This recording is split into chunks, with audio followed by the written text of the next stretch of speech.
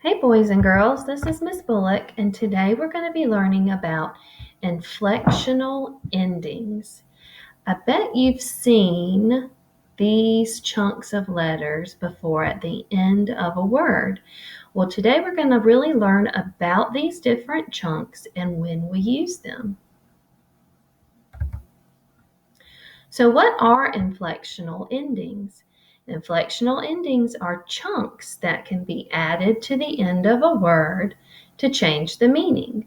We call the word without an ending the root or base word. Today we will learn about the following endings: ed and ing. Ed is a chunk that is added to the end of an action word. I want you to think, we know that action words are really called verbs, aren't they? They show what somebody's doing. But when ed is added, it shows that something happened in the past. Look at these examples. I said, Sally walked to school today. So that means she did it earlier today, maybe in the morning time. I opened presents for Christmas. Well, that's already happened, hasn't it? That was in the past. I opened presents. Here, let's see if that little thing will go away. Okay. It rained hard last night. So last night was in the past. So all of those endings there in red, you see the letters ED. It tells you that it's already happened.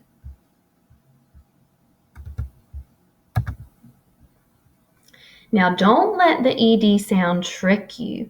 The inflectional ending ed makes several sounds.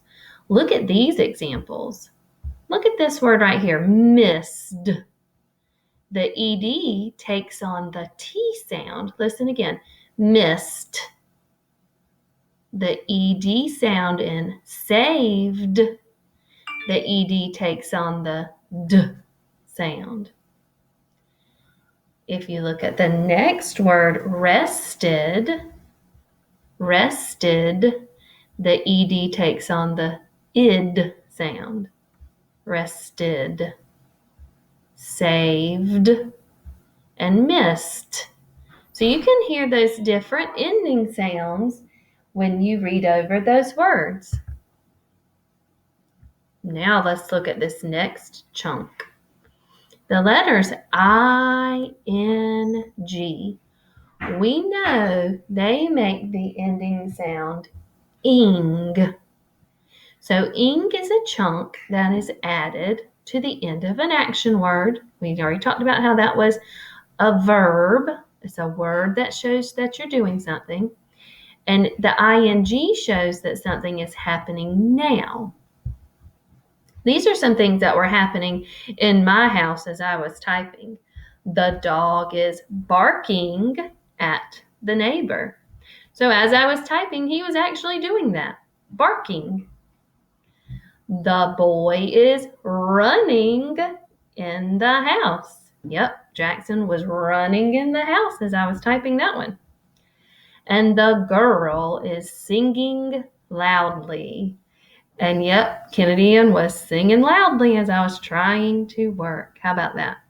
So those endings are all of those words have the ending ing, and it shows that it was happening right then. Now we're going to practice together. So I've made this little chart. It says the base or root word. If you remember what I said earlier at the beginning, the word without an ending is called the base or the root word. I could say it either way. Then over here, next to the base or the root word, I have typed the word with the inflectional ending added. So we have jump is the base word, jumped, and jumping.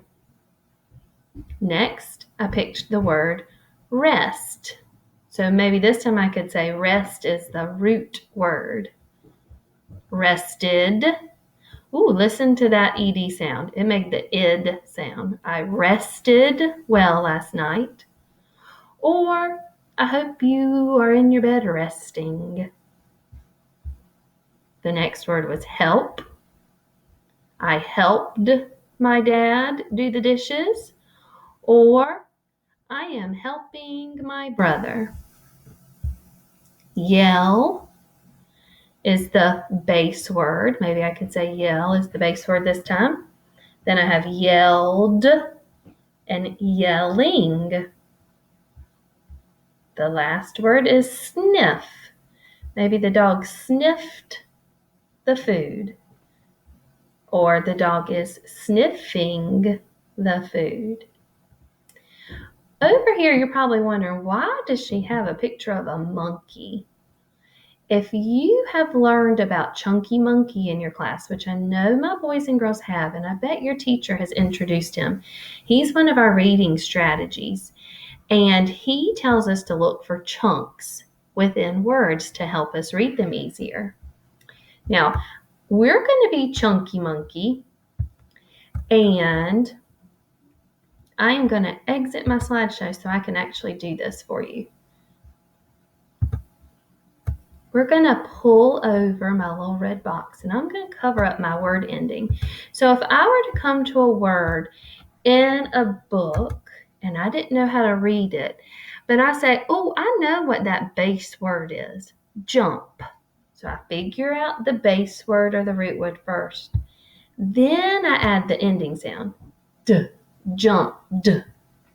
Same way with jumping. Look, say, oh, I know that word. Let me cover up that ending. I'm going to say jump. Now I'm going to add on my ing sound. Jump-ing. So Chunky Monkey is a good friend that can help you when you are coming to words that have inflectional endings added to them when you're reading. Rest. Oh, I could even stretch this one. I could say, rrr. I see a good chunk. Est. Rest. And then I'm going to add my ed sound. Rested. Okay. Then one more time over here. I am resting.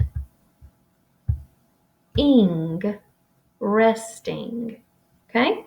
So if the inflectional ending is tricking you while you're trying to stretch your word or chunk your word to read it, just always cover it up with your thumb or your piece of paper, and then figure out the base word or the root word, then add the ending sound. Now, you did a great job listening to my lesson. When you're finished and you log off of this video, your job is to go to Seesaw, and you are going to be completing your inflectional ending lesson for your teacher, and you're going to submit it. Thank you.